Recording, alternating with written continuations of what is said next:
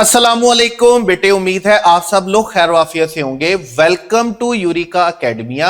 और आज हम स्टार्ट कर रहे हैं, आज हम पढ़ रहे हैं बेटे अपना डायरेक्ट इनडायरेक्ट नरेशन। देखिए डायरेक्ट इनडायरेक्ट नरेशन असल में है क्या, पहले आप इस डायरेक्ट इनडायरेक्ट की नरेशन को समझेंगे, उसके बाद हम इसके रूल्स की बात करेंगे। अब देखें नरेशन क्या है और डायरेक्ट इनडायरेक्ट क्या है कि ए ने कोई बात बी से कही, अब बी ने वही बात सी को बतानी है।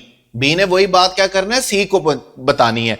ए ने कोई बात बी से कही थी, बी ने वही बात सी को बतानी है, बी ने वही बात सी को बतानी है। तो अब बी के पास दो तरीकाकार है। बी के पास दो तरीकाकार क्या है? नंबर वन तरीकाकार यह है कि बी उन्हीं अल्फाज के साथ वो बात सी को बता दे जो अल्फाज ए ने यूज किए थे। जैसे होता है ना हमारे पास कि अगर मैं कुरान मजीद की किसी आयत का तर्जुमा आपको जब बताऊंगा, दो चीजें होती है ना, जब आप दो चीजों को समझ जाएंगे ना तो बिलीव मी आप डायरेक्ट इनडायरेक्ट को समझ जाएंगे। एक होता है हमारे पास कुरान की किसी भी आयत का तर्जुमा और एक होता है हमारे पास किसी भी आयत का मफहूम। लाइक देखें, अगर मैं कुरान मजीद की किसी आयत का तर्जुमा आपको बताता हूं, मैं कहता हूं ये कुरान मजीद की आयत का तर्जुमा ये है, तो फिर मैं क्या करूंगा, मैं तर्जुमा को इन्वर्टेड कॉमा में लिखूंगा और मैं वो ही सेम वर्ड यूज करूंगा जो कि कुरान मजीद की आयत का तर्जुमा है, क्योंकि मैं उसमें किसी तरह का कोई चेंज नहीं कर सकता। लेकिन अगर मैं आपको मफहूम बताऊंगा ना, मैं आपसे कहूंगा कि यार कुरान मजीद की आयत का मफहूम है, तो मफहूम का मतलब क्या है कि वही बात कि बी ने ए की बताई हुई बात अपने अल्फाज में सी को बता दी। अगर वही वर्ड्स यूज किए जो ए ने कहे थे, अगर तर्जुमा यूज किया तो वो इन्वर्टेड कोमा में लिखेगा और इसको हम क्या बोलेंगे, डायरेक्ट नरेशन। और अपने अल्फाज में अगर वो बात सी तक पहुंचाई जिसको हम मफहूम बोलते हैं, इसमें हम इन्वर्टेड कोमास यूज नहीं करेंगे तो हम इसको क्या बोलेंगे, हम इसे बोलेंगे इनडायरेक्ट नरेशन। आम अल्फाज में देखिए, आम अल्फाज में क्या है कि जब किसी खातून को कोई बात पता चलती है और वो खातून आगे किसी को बात बताना चाहती है तो उसके पास दो किरदार होते हैं निभाने वाले। एक उसके पास फूफी, ताई, चाची, खाला वाला किरदार होता है जिसमें वो अपनी बातें ऐड करती है, साथ मिर्च मसाला लगाती है, बात को बढ़ा चढ़ा कर आगे बयान करती है, उसको हम क्या बोलेंगे, इनडायरेक्ट नरेशन। और एक होता है ईमानदाराना। ईमानदाराना क्या है कि आप उन्हीं अल्फाज के साथ वो बात आगे पहुंचाएं जहां जिन अल्फाज के साथ वो बात हुई थी, जो कि मेरा ख्याल है खवातीन में जिसकी टेंडेंसी बहुत ज्यादा कम होती है, खवातीन में ज्यादातर इनडायरेक्ट नरेशन ही चलती है। तो यू कैन से कि ये जो इनडायरेक्ट नरेशन है ना, ये इनडायरेक्ट नरेशन हमारे पास क्या है, इंग्लिश की नरेशन की फूफी है, ताई है, खाला है, चाची है, मासी है, आंटी है, ये खातून है जिसने अपने अल्फाज में आगे बात पहुंचानी है। अब देखिए जब आप डायरेक्ट नरेशन की बात करेंगे तो डायरेक्ट नरेशन का सबसे बड़ी पहचान आपके पास क्या है कि डायरेक्ट नरेशन किसमें लिखी जाती है, इन्वर्टेड कॉमास में। किसमें लिखी जाएगी, इन्वर्टेड कॉमास में। अब इन्वर्टेड कॉमा में लिखने के तीन तरीकाकार होते हैं, लेकिन उससे पहले भी मैं आपको यह बता दूं कि जो बात आपके पास लिखी गई है ना, जब आपके पास डायरेक्ट नरेशन लिखी जाती है तो डायरेक्ट नरेशन में हमारे पास दो स्पीचेस होती हैं। जो बात इन्वर्टेड कॉमा के बाहर होती है ना, हम उसको बेटे क्या बोलते हैं, रिपोर्टिंग स्पीच, क्योंकि ये बात अभी हो रही होती है। और जो बात पहुंचाई जा रही होती है, जो बात पहले की थी और अब वो आगे कन्वे की जा रही होती है, हम उसको क्या बोलते हैं, रिपोर्टेड स्पीच। तो मैं जब भी आपसे बोलूं ना रिपोर्टिंग स्पीच, तो आपको फौरन समझ आना है कि रिपोर्टिंग स्पीच का मतलब है इन्वर्टेड कोमा के बाहर वाली बात, और रिपोर्टेड स्पीच का मतलब क्या है, इन्वर्टेड कोमा के अंदर वाली बात। ऐसा मैं इसलिए कह रहा हूं कि जब हम रूल्स पढ़ेंगे तो रूल्स में बार बार ये बातें इसी तरह चलेंगी। मैं आपसे बोलूंगा रिपोर्टिंग स्पीच में ऐसा, रिपोर्टेड स्पीच में ऐसा, हमने ये चेंज रिपोर्टेड में करना है, रिपोर्टिंग के अकॉर्डिंगली करना है, ये चेंज हमने रिपोर्टिंग में करना है, ऐसे करना है, वैसे करना है। तो आइंदा के बाद जब भी हम डायरेक्ट इनडायरेक्ट में बात करेंगे तो आपने दो टर्म्स याद रखनी है। नंबर वन क्या है, रिपोर्टिंग स्पीच, और नंबर टू क्या है, रिपोर्टेड स्पीच। जो बात इन्वर्टेड कोमा के बाहर है वो आपके पास क्या है, रिपोर्टिंग स्पीच, और जो बात इन्वर्टेड कोमा के अंदर है वो आपके पास बेटे क्या है, रिपोर्टेड स्पीच। अब देखें इंग्लिश में जब आप नरेशन लिखते हैं तो आपके पास डायरेक्ट नरेशन लिखने के तीन तरीकाकार होते हैं। हमें तीन तरह की डायरेक्ट नरेशन लिखी हुई मिलती है। रूल्स सेम रहेंगे, चीजें सेम रहेंगी, रूल्स हमारे चेंज नहीं होंगे, सिर्फ इनको लिखा तीन तरह से जाता है। ठीक है, इनको हम सिर्फ लिखते तीन तरह से। तीन तरह से कैसे लिखते हैं देखिए, पहला तरीकाकार यह है कि सेंटेंस में रिपोर्टिंग स्पीच पहले लिखी होती है और रिपोर्टेड स्पीच बाद में लिखी होती है। जैसे हमारे पास क्या होता है, हम कहते हैं, यहां पर आप सेंटेंसेस में देखेंगे ही सेड और शी आस्क्ड, यहां पर रिपोर्टिंग स्पीच सेंटेंस में कहां पर है, पहले, और रिपोर्टेड स्पीच सेंटेंस में कहां पर लिखी गई है, बाद में लिखी गई है। ठीक है, दूसरा तरीकाकार क्या होता है कि रिपोर्टेड स्पीच पहले लिखी हुई होती है। यहां पर आप देखेंगे इन्वर्टेड कॉमा वाली बात पहले लिखी गई, यानी कि रिपोर्टेड स्पीच कहां पर आ गई, पहले आ गई, और रिपोर्टिंग स्पीच कहां पर चली गई बेटे, बाद में चली गई। तीसरा तरीकाकार क्या होता है कि हमारे पास हम रिपोर्टेड स्पीच को स्प्लिट करके लिखते हैं। रिपोर्टिंग स्पीच कहां पर आ जाती है, सेंटेंस के दरमियान में, उससे पहले एक पार्ट हमारे पास आ जाता है रिपोर्टेड का, यानी कि इन्वर्टेड कोमा वाली कुछ बात पहले आ जाती है और इन्वर्टेड कोमा वाली कुछ बात कहां पर आ जाती है बेटे, बाद में। जैसे यहां पर आप देखेंगे आई एम, और आई एम के बाद आप देखेंगे दरमियान में आपके पास क्या आ गई, reporting speech he asked, he said, और उसके बाद आपके पास दोबारा क्या आ गई, आपके पास रिपोर्टेड स्पीच आ गई। तो जब आप डायरेक्ट नरेशन पढ़ेंगे तो तीन तरह से हमारा डायरेक्ट नरेशन लिखा जा सकता है। रिपोर्टिंग स्पीच पहले हो सकती है, रिपोर्टिंग स्पीच बाद में हो सकती है, या रिपोर्टिंग स्पीच दरमियान में हो सकती है। और यहां पर आपने पंक्चुएशन के कुछ रूल्स भी देखने हैं। पंक्चुएशन के रूल्स कैसे देखने हैं, देखिए, नंबर 1 पोजीशन में जब हम रिपोर्टिंग स्पीच पहले लिख रहे होंगे तो आपने याद रखना है, आपने रिपोर्टिंग को रिपोर्टेड से सेपरेट करने के लिए क्या लिखना है, कॉमा लिखना है। आपने रिपोर्टिंग को रिपोर्टेड से सेपरेट करने के लिए क्या लिखना है, कॉमा लिखना है। आप जब भी रिपोर्टिंग और रिपोर्टेड लिखेंगे आपने उनको सेपरेट करने के लिए कॉमा लिखना है। जैसे अब 1, यहां पर 1 में देखिएगा, यहां पर रिपोर्टेड पहले आ गई है तो हम यहां पर भी पहले कॉमा लिखेंगे, उसके बाद इन्वर्टेड कॉमा लिखकर उसे क्या करेंगे, क्लोज करेंगे। और जब आपके पास रिपोर्टेड पहले और बाद में और दरमियान में रिपोर्टिंग हो तो फिर आपने क्या करना है, फिर आपने पहली रिपोर्टिंग में इन्वर्टेड कॉमा के अंदर कॉमा लिखना है, और यहां पर जो आपने कॉमा लिखना है वो रिपोर्टिंग स्पीच के बाद में लिखना है, आपने इन्वर्टेड कॉमा के अंदर नहीं लिखना। ठीक है, उसके बाद आपने याद रखना है, जब भी आपकी इन्वर्टेड कॉमा वाली बात स्टार्ट होती है ना तो उसका फर्स्ट लेटर आपके पास क्या होगा, कैपिटल। उसका फर्स्ट लेटर आपके पास क्या होगा, कैपिटल। आपका फर्स्ट लेटर क्या होगा, कैपिटल। लेकिन अगर आप रिपोर्टेड स्पीच स्प्लिट कर रहे हैं तो आपकी रिपोर्टेड स्पीच जब यहां से स्टार्ट हो रही है तो आपका फर्स्ट लेटर तो कैपिटल होगा, लेकिन यहां पर आपका फर्स्ट लेटर कैपिटल नहीं होगा, क्योंकि ये कंटिन्यूएशन है किसकी, हमारे रिपोर्टेड स्पीच की। तो ये छोटी छोटी सी बातें जो आपको याद रखनी है। जैसे हमारे पास डायरेक्ट नरेशन तीन तरह से लिखी हुई होती है, रिपोर्टिंग स्पीच पहले होगी, रिपोर्टिंग स्पीच बाद में होगी, या रिपोर्टिंग स्पीच दरमियान में होगी।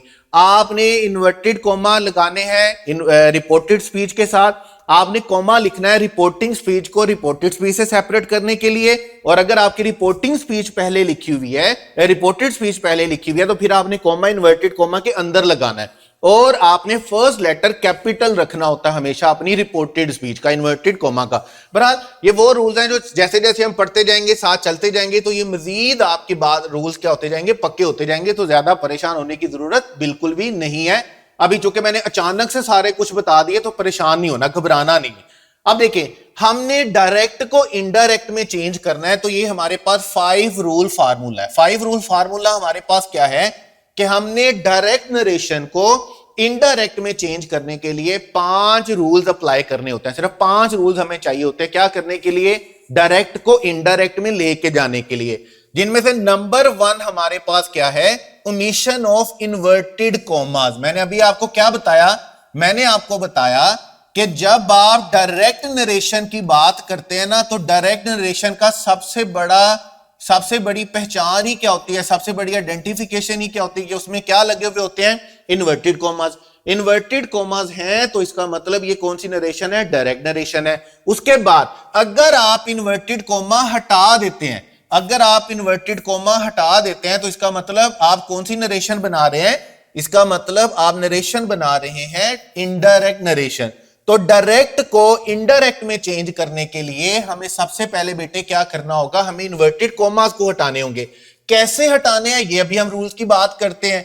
सेकंड रूल हमारे पास क्या है कि हमने रिपोर्टिंग स्पीच का वर्ब चेंज करना होता है। जो हमारे पास सेड का वर्ड दिया गया होता है ना ज्यादातर, उसको हमने चेंज करना होता है। और ये जो रूल नंबर 1 और 2 है ये एक साथ चलते हैं, ये दो बातें इकट्ठे रूल्स हम अप्लाई करते हैं, ये दो अलग बातें नहीं है। जैसे देखें, जब भी आपने रिपोर्टेड स्पीच में पहले दो रूल्स को अप्लाई करना है, पहले दो रूल्स कौन से हैं? इन्वर्टेड कोमा को हटाना है और रिपोर्टिंग स्पीच का वर्ब चेंज करना है। तो इसके लिए हमने देखना होता है अपना रिपोर्टेड स्पीच। अपना रिपोर्टेड स्पीच कैसे देखना होता है कि हमने ये देखना है कि रिपोर्टेड स्पीच का टेंस सेंटेंस कौन सा है, आपको उसकी काइंड पता होनी चाहिए। अगर आपको उसकी काइंड पता नहीं है तो आप इन्वर्टेड कॉमा को खत्म करके सेड का वर्ड सही से चेंज नहीं कर सकते। जैसे देखें, हमारे पास सेंटेंस की 5 काइंड्स होती हैं। सेंटेंस की 5 काइंड्स हमारे पास वो क्या है?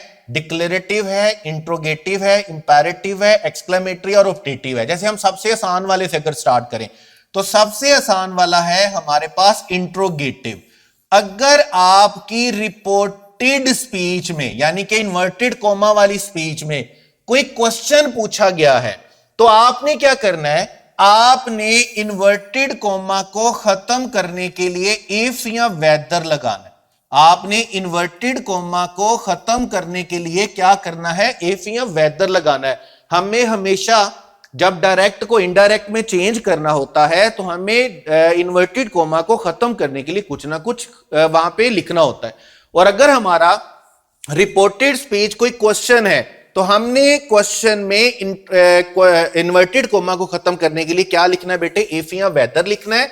और सेड के वर्ड को बेटे आपने चेंज कर देना है किसके साथ? आप चेंज कर सकते हैं आस्क्ड के साथ, आप चेंज कर सकते हैं डिस्कवर्ड के साथ, आप चेंज कर सकते हैं इंक्वायर्ड के साथ, आप चेंज कर सकते हैं क्वेश्चनड के साथ। ठीक है, आप 4 वर्ड्स के साथ अपने सेड के वर्ड को चेंज कर सकते हैं।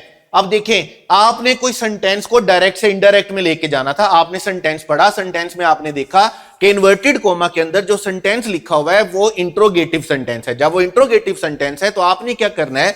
आपने इन्वर्टेड कोमा को खत्म करके क्या लिखना है? इफ या वेदर। और आपने सेड के वर्ड को रिप्लेस कर देना है किसके साथ? आस्क के साथ, डिस्कवर्ड के साथ, इंक्वायर्ड के साथ या क्वेश्चन के साथ, कोई भी क्वेश्चन पूछने वाले वर्ड्स के साथ। अभी हम एग्जांपल्स को भी देखेंगे तो 1 बाय 1 आपको मैं करके भी दिखा दूंगा। उसके बाद देखें, आपके पास है इंपेरेटिव। इंपेरेटिव वो सेंटेंसेस होते हैं जिनमें कोई ऑर्डर दिया जा रहा होता है, जिनमें कोई नसीहत की जा रही होती है, जिनमें हम किसी काम की कोई रिक्वेस्ट कर रहे होते हैं या हम किसी काम से कुछ किसी को मना कर रहे होते हैं। फॉरबिड होता है, हमने मना कर दिया। ठीक है, ऐसे सेंटेंसेस को हम क्या बोलते हैं? Imperative sentences. और इंपेरेटिव सेंटेंसेस की कैरेक्टरिस्टिक याद रखिएगा, ये हमेशा वर्ब की फर्स्ट फॉर्म से स्टार्ट होता है। जब हमने एक्टिव वॉइस पैसिव वॉइस पढ़ा था मैंने आपको तब भी बताया था।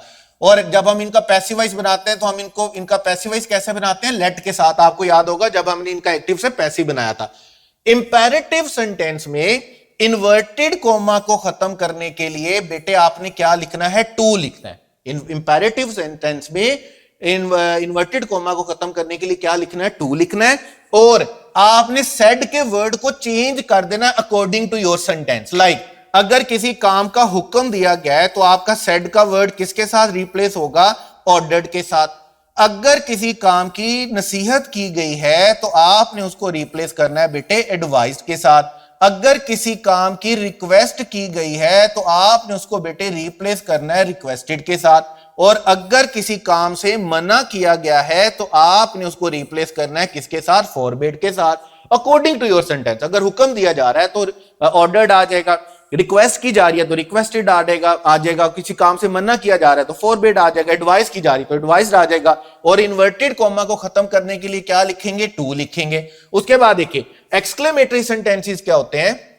ये वो सेंटेंसेस हैं जिनमें हम इंटरजेक्शन यानी कि साउंड वाले वर्ड्स यूज करके, hurrah, alas, wow, oh no, ऐसे वर्ड्स को यूज करके हम स्ट्रॉन्ग फीलिंग्स को एक्सप्रेस करते हैं। आप 9th 10th क्लास में इनको पढ़ के आते हैं और शायद ये वो सेंटेंसेस होंगे जो बच्चा एक दफा पढ़ता है तो उसको सारी जिंदगी भूलते नहीं है डायरेक्ट इनडायरेक्ट में।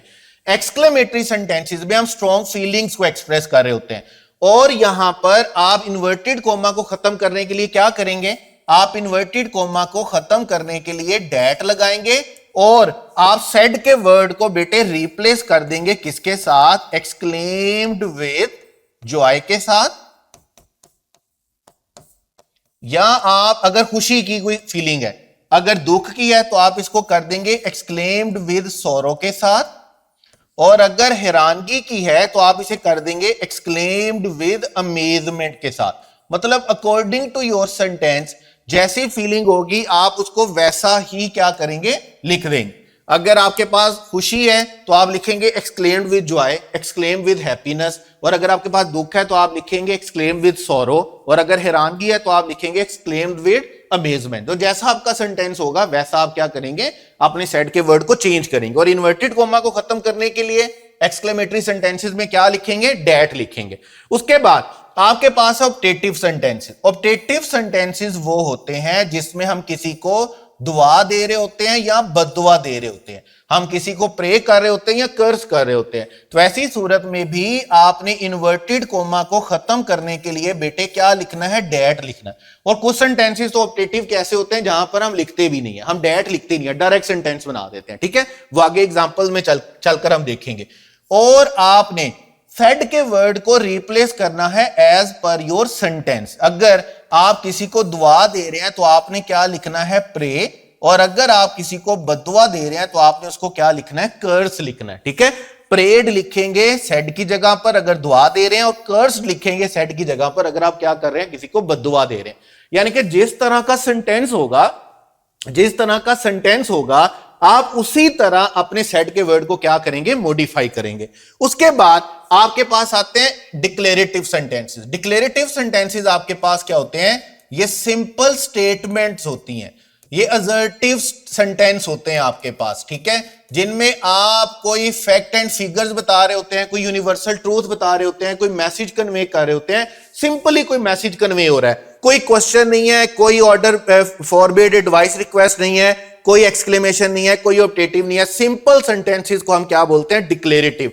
और ऐसे सेंटेंसेस में हम इन्वर्टेड कोमा को खत्म करने के लिए बेटे क्या लगाते हैं, डैट, और हम सेड के वर्ड को रिप्लेस कर देते हैं बेटे किसके साथ, टोल्ड के साथ। हम सेड के वर्ड को किसके साथ रिप्लेस करेंगे, टोल्ड के साथ। अब देखें, मैंने आपको क्या कहा, मैंने आपको कहा कि डायरेक्ट को इनडायरेक्ट में लाने के 5 रूल्स हैं आपके पास। ये 5 रूल फार्मूला है, और इस 5 रूल फार्मूला में पहले 2 रूल आपके पास क्या हैं, पहले 2 रूल्स आपके पास हैं कि आपने इन्वर्टेड कॉमास को खत्म करना है और आपने रिपोर्टिंग स्पीच के वर्ब को चेंज करना है। अब कैसे करना है, ये करने के लिए ये दोनों चेंजेस इकट्ठे होंगे, और ये दोनों चेंजेस करने के लिए आपको रिपोर्टेड स्पीच को देखना है। आपको इन्वर्टेड कॉमा के अंदर लिखे हुए सेंटेंस की काइंड का पता होना चाहिए। अगर आपका सेंटेंस डिक्लेरेटिव है तो आपने इन्वर्टेड कॉमा को डैट के साथ हटाना है और टोल्ड लगाना है सेड की जगह पर। इसी तरह आप देखेंगे कि सेंटेंस की काइंड के अकॉर्डिंगली आप इन्वर्टेड कॉमा को हटाने के लिए वर्ड यूज करेंगे और आप सेड के वर्ड को रिप्लेस करेंगे। जैसे देखिए, हम कुछ एग्जांपल देखते हैं तो आपको बात ज्यादा और ज्यादा क्लियर हो जाएगी। जैसे सबसे पहले एग्जांपल्स है हमारे पास डिक्लेरेटिव सेंटेंस के। आप देखिए, I am feeling now, I am feeling tired now. यहां पर हम किसी और चीज को नहीं देखेंगे, सिर्फ 2 चीजों को देखेंगे। अब रिपोर्टेड स्पीच में हमारे पास कौन सा सेंटेंस है, हमारे पास डिक्लेरेटिव सेंटेंस है। तो हम एक बात तो तय हो गई कि मैंने इन्वर्टेड कोमा को खत्म करने के लिए क्या लिखना है, डैट, और सेड के वर्ड को किसके साथ रिप्लेस करना है, टोल्ड के साथ। अभी हम कोई और चेंज नहीं करें, सिर्फ ये 2 रूल्स की बात करें, बाकी सारा कुछ हम बाद में करेंगे इसी तरह 1 बाय 1 करके। अब देखें, यहां पर भी we have finished the project, तो यहां पर भी वैसे ही रहेगा, डिक्लेरेटिव सेंटेंस है तो हम किसको स्टार्ट कैसे करेंगे, अपने इनडायरेक्ट नरेशन को हम सेड को किसके साथ रिप्लेस करेंगे, टोल्ड के साथ, और इन्वर्टेड कोमा को खत्म करने के लिए क्या लिखेंगे, डैट लिखेंगे। फिर हमारे पास सेंटेंस है they said we can solve this problem. यहां पर भी हमारे पास डिक्लेरेटिव सेंटेंस है तो हम अपने सेड को रिप्लेस करेंगे बेटे किसके साथ, टोल्ड के साथ, और हम इन्वर्टेड कोमा को खत्म करने के लिए क्या लगाएंगे, डैट लगाएंगे। तो अगर आपके पास रिपोर्टेड स्पीच में डिक्लेरेटिव सेंटेंस है तो चेंज आपके सामने है। आपने सेड के वर्ड को रिप्लेस करना है किसके साथ, टोल्ड के साथ, और आपने इन्वर्टेड कोमा को खत्म करने के लिए क्या लिखना है, डेट लिखना है। उसके बाद आपके पास है इंट्रोगेटिव। अब इंट्रोगेटिव में क्या होता है कि अगर आपका रिपोर्टेड स्पीच इंट्रोगेटिव है, अब इंट्रोगेटिव होते हैं दो तरह के, यहां पर एक और बात याद रखिएगा। इंट्रोगेटिव एक वो होते हैं जो स्टार्ट होते हैं हेल्पिंग वर्ब से, और एक वो होते हैं जो स्टार्ट होते हैं WH वर्ड से, व्हेन से, वेयर से, वाई से, हु से। अगर आप कोई ऐसा इंट्रोगेटिव लिख रहे हैं ना, देख रहे हैं रिपोर्टेड स्पीच में जो हेल्पिंग वर्ब से स्टार्ट हो रहा है, फिर तो आप इन्वर्टेड कोमा को खत्म करने के लिए इफ या वेदर लगाएंगे। लेकिन अगर आपका सेंटेंस WH से स्टार्ट हो रहा है तो फिर आप इन्वर्टेड कोमा को खत्म करने के लिए कुछ नहीं भी लगाएंगे तो कोई प्रॉब्लम नहीं होगा। लेकिन बाकी रूल्स को हम देख लेते हैं। देखें, are you coming to the party. अब हमारे पास रिपोर्टेड स्पीच में क्या आ गया, question. Will you help me, question. Have you ever, question. Are you planning, question. Where do you live, question आ गया। और यहां पर आप देखेंगे यहां पर क्वेश्चन कौन सा है, WH वाला है। यहां पर हेल्पिंग वर्ब है, यहां पर हेल्पिंग वर्ब है, यहां पर हेल्पिंग वर्ब है, यहां पर हेल्पिंग वर्ब है। अब हमने जैसे ही देखा कि हमारा रिपोर्टेड स्पीच क्वेश्चन है तो हम इन्वर्टेड कोमा को खत्म करने के लिए क्या लिखेंगे, हम इन्वर्टेड कोमा को खत्म करने के लिए लिखेंगे इफ लिखेंगे या हम वेदर लिखेंगे। आप दोनों में से कोई भी लिख दें, दोनों में से दोनों ही चलेंगे, ठीक है। आप इफ लिख दें या वेदर लिख दें। और आप सेड के वर्ड को किसके साथ रिप्लेस कर सकते हैं, आस्क के साथ, डिस्कवर्ड के साथ, क्वेश्चन के साथ, आप कोई भी वर्ड लिख सकते हैं यहां पे। जैसे देखिए मैं यहां पे लिखता हूं ही डिस्कवर्ड। और आपने एक बात याद रखनी है, ये जितने भी वर्ड्स होंगे जब ये लिख रहे होंगे ना तो फिर आपने टू का प्रेपोजिशन नहीं लिखना, फिर आप टू का प्रेपोजिशन सिर्फ सेड के साथ लिखते हैं। आप किसी और वर्ड के साथ टू का प्रेपोजिशन इनडायरेक्ट नरेशन में नहीं लिखेंगे। यहां पर हमारे पास हेल्पिंग वर्ब है तो मैं इसको या तो इफ से स्टार्ट कर सकता हूं या वेदर से स्टार्ट कर सकता हूं, दोनों से करूंगा, मुझे कोई प्रॉब्लम नहीं है। इसी तरह यहां पर भी हमारे पास रिपोर्टेड में इंट्रोगेटिव सेंटेंस है तो मैं यहां पर करूंगा ही आस्क्ड हर फ्रेंड, ठीक है। और हर फ्रेंड के बाद इन्वर्टेड कोमा को ओमिट करने के लिए, चूंकि क्वेश्चन मार्क हेल्पिंग वर्ब है तो मैं क्या लिखूंगा, मैं इफ लिखूंगा या क्या लिखूंगा, वेदर लिखूंगा। मैं यहां पर भी इफ लिखूंगा और वेदर लिखूंगा इन्वर्टेड कोमा को खत्म करने के लिए, और सेड के वर्ड को उन सारे वर्ड्स में से किसी एक वर्ड के साथ क्या करूंगा, चेंज कर दूंगा। यहां पर मैं क्या करूंगा, यहां पर चूंकि हमारे पास WH का वर्ड आ गया तो WH के वर्ड के लिए मुझे इफ या वेदर लगाने की जरूरत नहीं है, मैं सिर्फ सेड के वर्ड को चेंज करूंगा। हमारे पास सेंटेंस कैसे चलेगा, हमारे पास सेंटेंस चलेगा ही आस्क्ड हर, हम इसे बोलेंगे ही आस्क्ड हर, और आगे हमारे पास क्या आ जाएगा बेटे, वेयर, और वेयर के आगे हमारा सेंटेंस आ जाएगा। वो बाद की बातें हैं, वो भी बाद वाली बातें सारी बाद में करेंगे। अभी हम सिर्फ और सिर्फ दो रूल्स की बात कर रहे हैं कि हमने इन्वर्टेड कोमा को कैसे हटाना है और हमने सेड के वर्ड को कैसे चेंज करना है। उसके बाद हमारे पास इंपेरेटिव। इंपेरेटिव आप जानते हैं, close the door immediately, order आ गया, प्लीज हेल्प मी हमारे पास रिक्वेस्ट आ गई, स्टडी हार्ड हमारे पास नसीहत आ गई, डू नॉट एंटर हमारे पास मनाही आ गई, फॉरबिड आ गया, यू आर वेलकम्ड क्या आ गया हमारे पास, बेड आ गया, ठीक है। फॉरबिड का मतलब होता है मना करना और बेड का मतलब होता है कुछ कहना, गुड बाय कहना, वेलकम कहना, गुड नाइट, गुड मॉर्निंग, इस जैसे अल्फाज के लिए हम क्या यूज करते हैं, बेड यूज करते हैं। हमने करना क्या है, हमने इंपेरेटिव सेंटेंस में जैसे ही हमने देखना है कि हमारा रिपोर्टेड स्पीच इंपेरेटिव है तो हमने इन्वर्टेड कोमा को खत्म करने के लिए बेटे क्या लिखना है, टू लिखना है, और सेड के वर्ड को इस सेंटेंस के अकॉर्डिंगली चेंज कर देना है। अब जैसे देखें, close the door immediately, ordered है तो हम यहां पर क्या लिखेंगे, हम लिखेंगे ही ऑर्डर्ड टू, बाद वाली बात बाद में होगी सारी, अभी हम सिर्फ दो रूल्स को देख रहे हैं। उसके बाद है शी रिक्वेस्टेड, क्योंकि सेंटेंस में क्या किया जा रहा है, रिक्वेस्ट की जा रही, तो हम लिखेंगे शी रिक्वेस्टेड। अभी स्टडी हार्ड नसीहत की जा रही है तो हम क्या बोलेंगे, ही एडवाइज्ड मी, ठीक है। तो जैसा सेंटेंस होगा आप उसके अकॉर्डिंगली बेटे क्या करेंगे, उसके अकॉर्डिंगली अपने सेंटेंस को चेंज करेंगे सेड के वर्ड को, और इन्वर्टेड कोमा में हटाने के लिए, इन्वर्टेड कोमा को हटाने के लिए कुछ ना कुछ वर्ड लिखेंगे। जैसे यहां पर हम इंपेरेटिव में इन्वर्टेड कोमा को हटाने के लिए क्या लिख रहे हैं, as per hour rule to लिख रहे हैं। उसके बाद एक्सक्लेमेटरी है, एक्सक्लेमेटरी में भी वैसे ही चलेगा। जैसे ही हम देखेंगे कि हमारा एक्सक्लेमेटरी सेंटेंस है तो हमने क्या करना है, हमने इन्वर्ट इसको इनडायरेक्ट में चेंज करने के लिए सेड के वर्ड को अपने सेंटेंस के अकॉर्डिंगली, रिपोर्टेड स्पीच के सेंटेंस के अकॉर्डिंगली चेंज कर देना है। व्हाट अ ब्यूटीफुल डे, खुशी की फीलिंग है। तो यहां पर हमारा सेंटेंस सेड का वर्ड किसके साथ रिप्लेस होगा, यहां पर हमारा सेंटेंस में सेड का वर्ड रिप्लेस होगा ही एक्सक्लेम्ड विद जॉय। किसके साथ होगा, ही एक्सक्लेम्ड विद जॉय, और इन्वर्टेड कोमा को खत्म करने के लिए क्या लिखेंगे, डैड। इसी तरह हुर्रे, हुर्रे किस चीज का इंटरजेक्शन होता है, ये होता है हमारे पास खुशी का।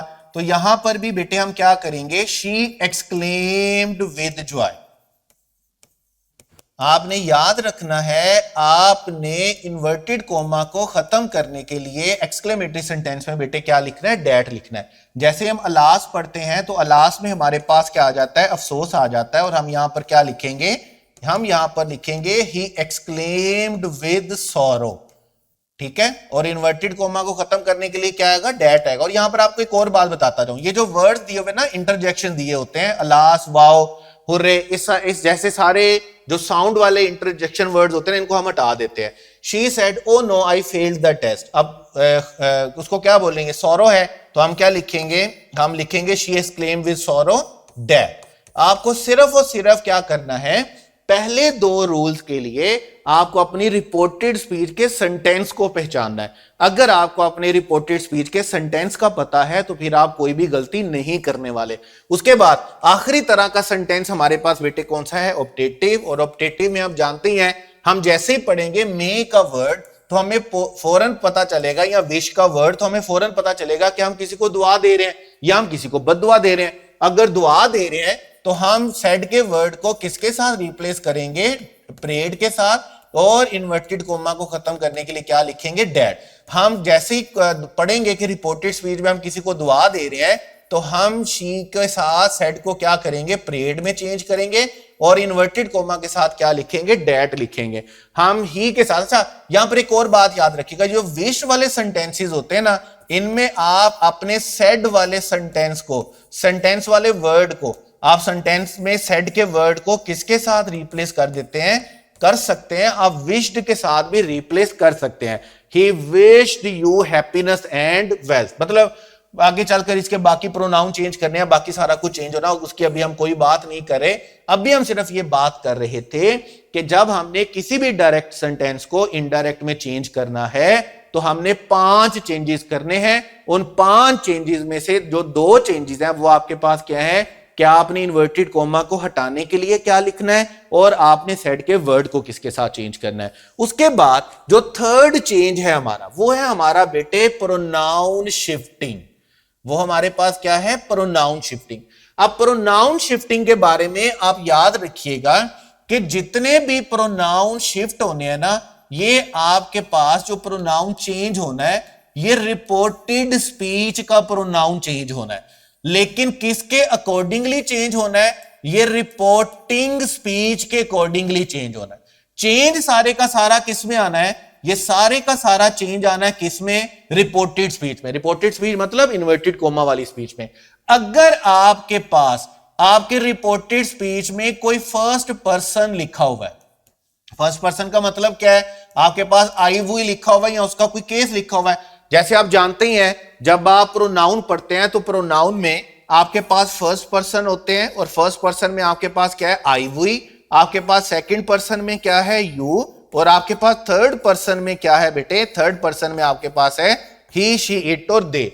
लेकिन याद रखिएगा, सिर्फ ये आई और वुई फर्स्ट पर्सन नहीं है, इनके जितने केसेस होते हैं ना, ये सारे के सारे केसेस आपके पास बेटे क्या है, फर्स्ट पर्सन है। ऐसा नहीं है कि सिर्फ आई वुई फर्स्ट पर्सन है, ये पूरे का पूरा जो ब्लॉक है, ये इसके सब्जेक्टिव केसेस, ये इसका पोजेसिव एडजेक्टिव, ये इसका पोजेसिव प्रोनाउन, ये इसका ऑब्जेक्टिव केस आ गया, ये इसका रिफ्लेक्सिव या एम्फेटिक केस आ गया। तो जब भी आप फर्स्ट पर्सन की बात करेंगे ना, तो ये पूरा ब्लॉक आपके ध्यान में आना चाहिए। सेकेंड ईयर की बात करेंगे तो यू और यू के जितने केसेस हो गए, ये सारे आपके पास क्या है, सेकंड पर्सन, और बाकी जो आपके पास बच जाता है डेफिनेटली वो आपके पास बेटे क्या है, वो आपके पास है थर्ड पर्सन। अब देखिएगा, अगर आपकी रिपोर्टेड स्पीच में कोई फर्स्ट पर्सन आ गया तो याद रखिएगा, फर्स्ट पर्सन को आपने चेंज करना है किसके अकॉर्डिंगली, आपने सब्जेक्ट के अकॉर्डिंगली चेंज करना। और किसके सब्जेक्ट के अकॉर्डिंगली? रिपोर्टिंग के अकॉर्डिंगली। जितने भी प्रोनाउन शिफ्ट होने हैं, जितने भी प्रोनाउन चेंज होने हैं, वो होने कहां पर है? वो रिपोर्टेड स्पीच में होने हैं। लेकिन किसके अकॉर्डिंगली होने हैं? ये होने हैं रिपोर्टिंग स्पीच के अकॉर्डिंगली। बात समझ रहे हैं ना आप?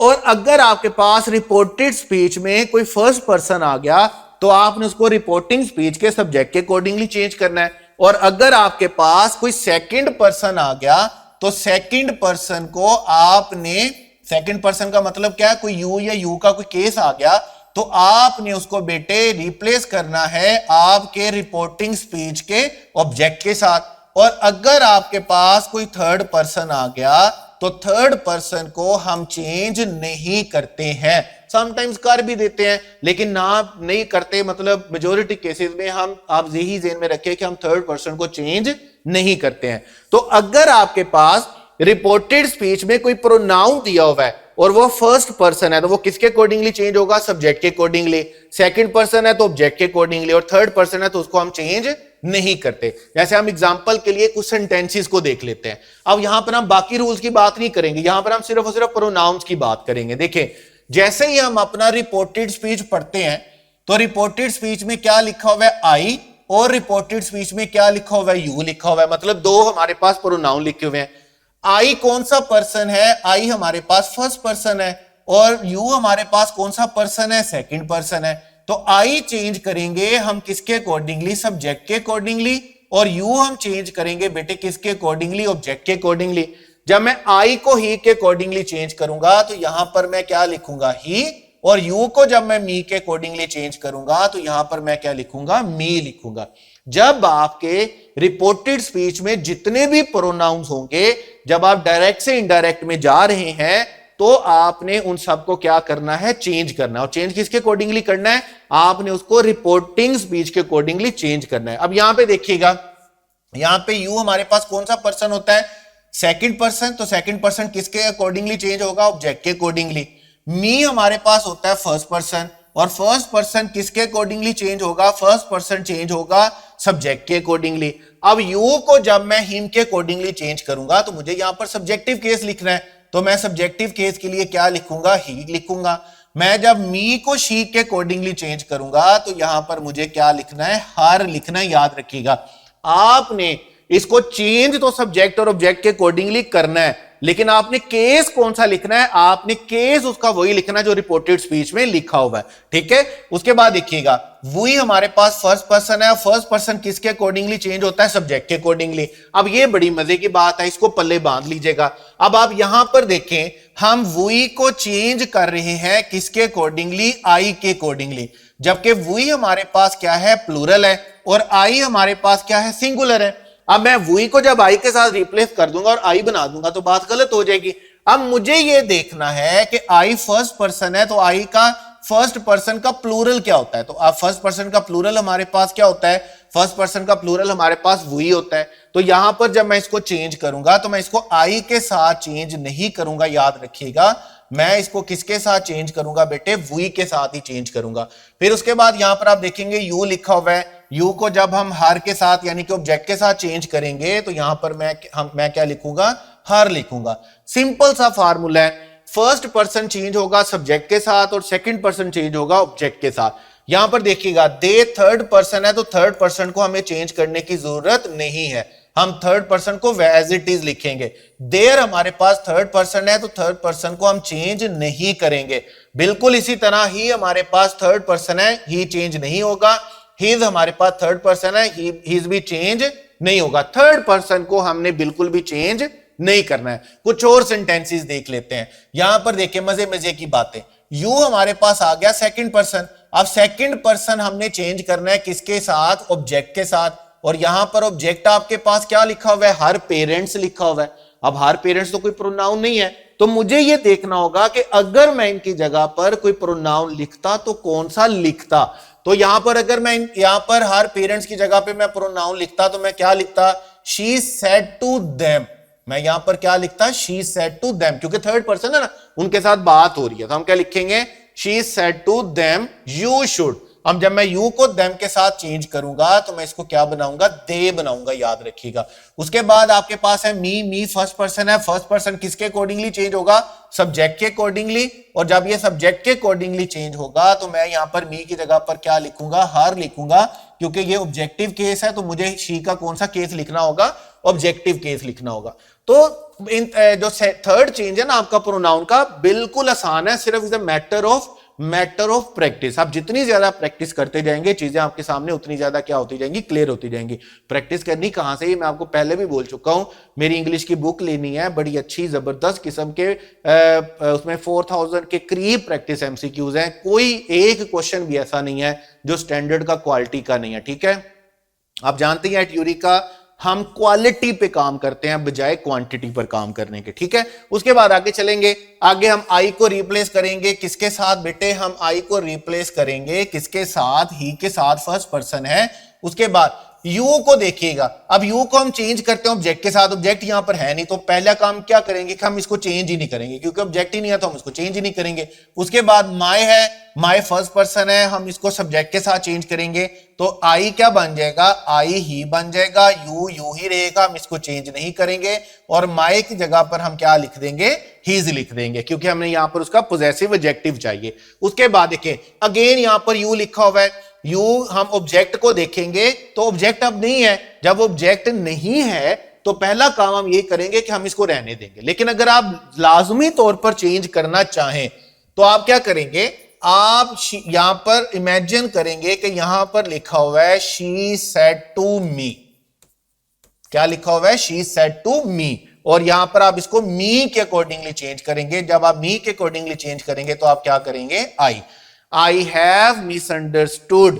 माय का मतलब क्या है, फर्स्ट पर्सन, और फर्स्ट पर्सन को किसके साथ चेंज करेंगे, सब्जेक्ट, और माय की जगह फिर बेटा आपके पास क्या आ जाएगा, हर आ जाएगा। उसके बाद आपके पास है वी सब्जेक्ट है, सब्जेक्ट के अकॉर्डिंगली चेंज होगा, सब्जेक्ट के अकॉर्डिंगली चेंज होगा, फर्स्ट पर्सन है तो हम इसको क्या बनाएंगे, दे बनाएंगे।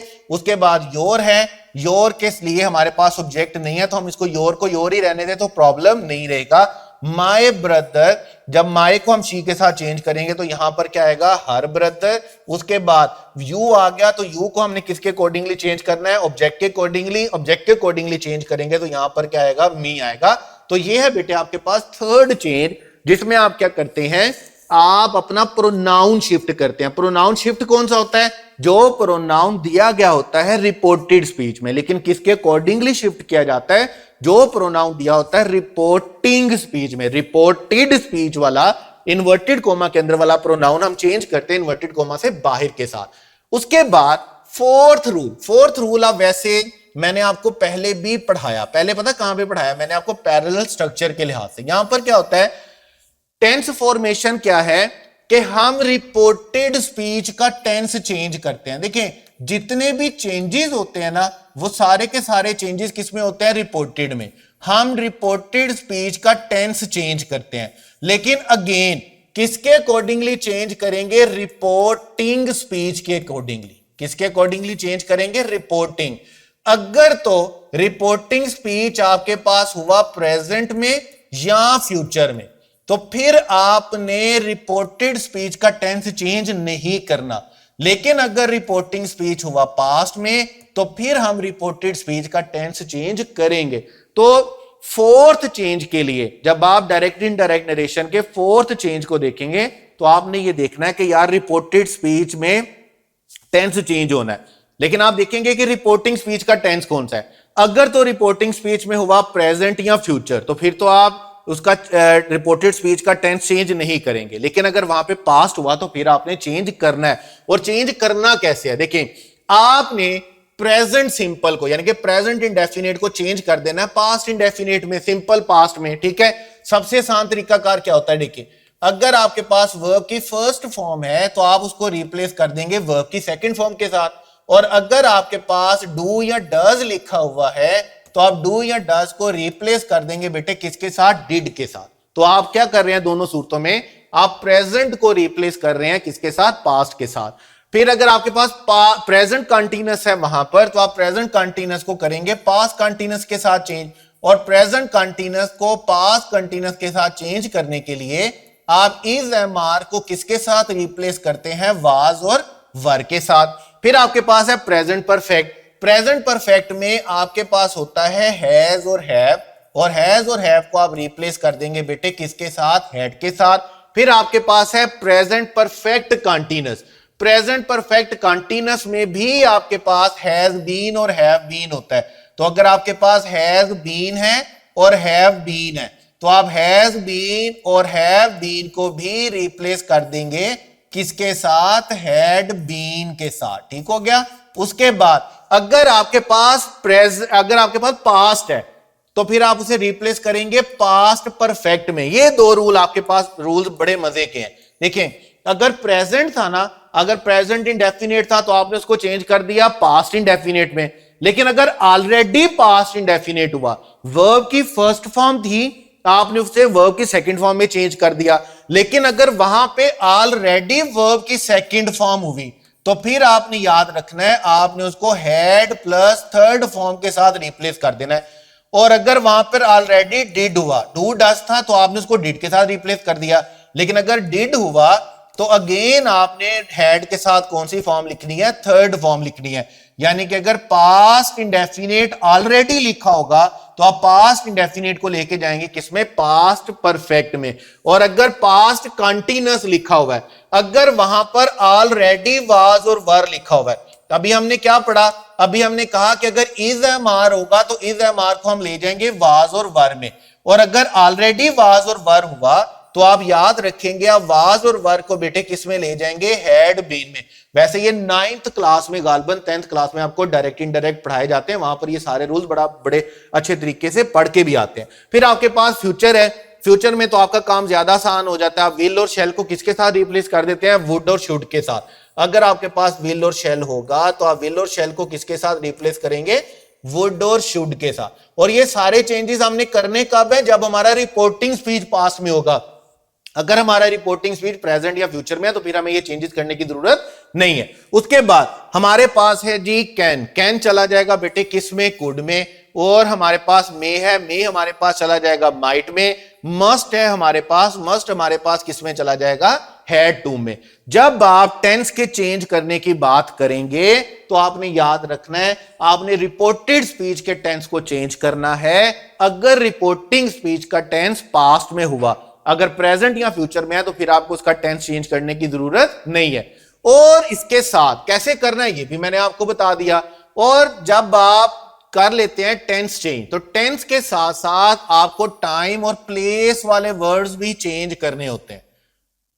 कौन से वर्ड चेंज करने होते हैं, टाइम और प्लेस वाले। टाइम और प्लेस वाले क्या है, जब आप टेंस चेंज कर रहे हैं तो आप सारे नियरनेस वाले, यानी कि सारे नियरनेस वाले वर्ड्स को, सारे प्रेजेंट वाले वर्ड्स को आप रिप्लेस कर रहे होंगे बेटे किसके साथ, फार वाले वर्ड्स के साथ, यानी कि पास्ट वाले वर्ड्स के साथ। यानी कि आप नाउ को रिप्लेस करेंगे देन के साथ, टुडे को डेड डे के साथ, टू नाइट को डेड नाइट के साथ, टुमारो को द नेक्स्ट डे के साथ, द फॉलोइंग के साथ, येस्टरडे को अगो को बिफोर के साथ, दिस को डेट के साथ, दीज को दोज के साथ, हेयर को देर के साथ।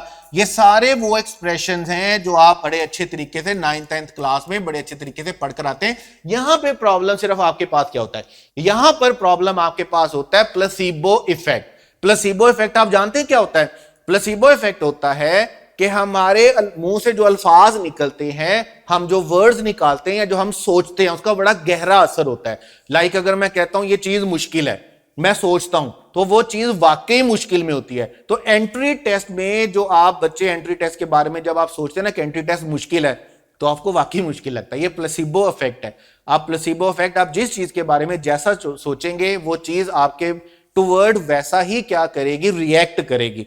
तो हम चूंकि एंट्री टेस्ट की तैयारी कर रहे होते हैं, हम एंट्री टेस्ट पढ़ रहे होते हैं, तो यहां पर इसलिए हमें चीजें बहुत ज्यादा मुश्किल इसलिए लगती हैं क्योंकि हम उनको बहुत ज्यादा मुश्किल सोच रहे होते हैं। अदरवाइज एंट्री टेस्ट बिल्कुल भी मुश्किल नहीं है। वही सारा फाउंडेशनल नॉलेज है जो आप पहले पढ़कर आए हैं, पहले कर आए हैं, और उन्हीं चीजों को थोड़ा सा स्ट्रीमलाइन करने का नाम एंट्री टेस्ट है। तो ये टेंस और ये वो वर्ड्स हैं जो आप टेंस के साथ चेंज करते हैं। अब देखें, ये हमारे पास 5 रूल्स हैं, 5 रूल फार्मूला है जो हम किसी भी डायरेक्ट को इनडायरेक्ट में चेंज करने के लिए अप्लाई करते हैं। अब देखें, जिस तरह हमारे पास वॉइस के 2 लेक्चर थे, हमने एक लेक्चर में क्या किया, रूल्स को पढ़ा, और दूसरे लेक्चर में हमने सेंटेंसेस की प्रैक्टिस की। इसी तरह हमारे पास डायरेक्ट इनडायरेक्ट के भी 2 लेक्चर्स होने वाले हैं। पहले वाला ये लेक्चर जो आपने देख लिया, इसमें हमने सारे के सारे रूल्स की बात की, और उसके बाद हमारे पास सेकंड लेक्चर में हम बहुत सारे सेंटेंसेस की प्रैक्टिस करने वाले हैं और इन सारे रूल्स को अप्लाई करने वाले हैं। मैं आपको ये सिखाऊंगा कि आपने ये रूल्स अप्लाई कैसे करने हैं। देखिए, इंग्लिश में जो बहुत सारे स्टूडेंट्स का प्रॉब्लम होता है वो ये होता है कि सर हमने रूल्स पढ़ लिए, सर हमने रूल्स याद कर लिए, लेकिन जब मैं क्वेश्चन सोल्व करता हूं या करती हूं तो मेरे से रूल अप्लाई नहीं होते। रूल अप्लाई इसलिए नहीं होते क्योंकि आपने कभी टीचर से रूल अप्लाई करना सीखा नहीं होता। टीचर ने सिर्फ आपको रूल बताया होता है। अब जैसे देखिए, मैं अगर यहां पर आपको ये कह दूं ना कि मैंने आपको डायरेक्ट इनडायरेक्ट के बेटे रूल सारे पढ़ा दिए, जाए प्रैक्टिस कर ले, तो मैं बरी जिम्मा हो गया हूं, मैंने आपको डायरेक्ट इनडायरेक्ट के सारे रूल्स पढ़ा दिए। बिल्कुल ऐसा नहीं है। जब तक टीचर आपको रूल अप्लाई करना नहीं सिखाता ना, तब तक आपके लिए आसानी पैदा नहीं होती। नेक्स्ट लेक्चर में इंशाल्लाह ताला मैं आपको रूल्स अप्लाई करने का तरीका बताऊंगा कि आपने डायरेक्ट इनडायरेक्ट रूल्स को अप्लाई कैसे करना है, आपने इनको लगाना कैसे अपनी अपनी जगह पर, और करेक्ट इनडायरेक्ट बनाना कैसे है। नेक्स्ट लेक्चर तक के लिए अपना ढेर सारा ख्याल रखिएगा। Wish you all the best. Allah Hafiz.